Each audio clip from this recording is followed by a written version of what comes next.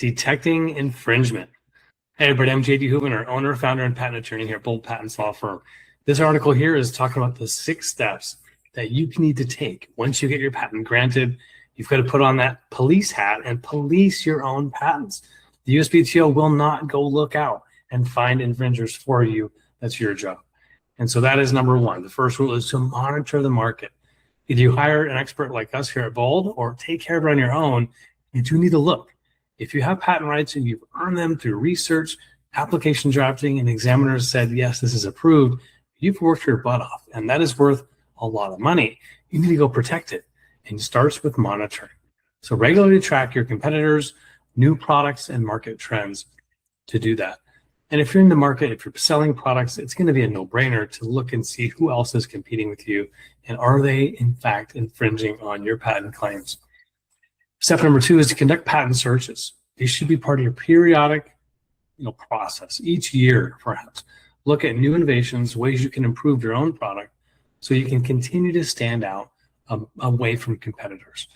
But you can also look for prior art. Maybe there's those that don't have products for sale yet. They've got a patent on them. Who is developing products and solutions trying to design around your product? And are they getting too close and maybe toward infringement? Number 3 is to analyze suspicious activity.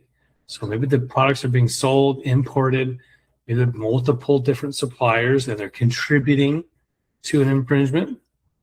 Looking at this supply chain, it's important to appreciate not just one actor, but who is all involved in a potential infringement. Once you identify all the players, you can formulate a cease and desist letter. That's step number 4. And number 5, once you've gotten an agreement that there is infringement, instead of going to court, you can consider licensing and making them a business partner. And last but not least, if the business deals don't look good, prospects aren't good, you can then enforce your rights in federal court by filing a federal court lawsuit. You can also take them to the Patent Trial and Appeal Board. If they have the patent and they're trying to exert their pressure on you, you can look to invalidate their patent. So a lot of different ways to look at infringement.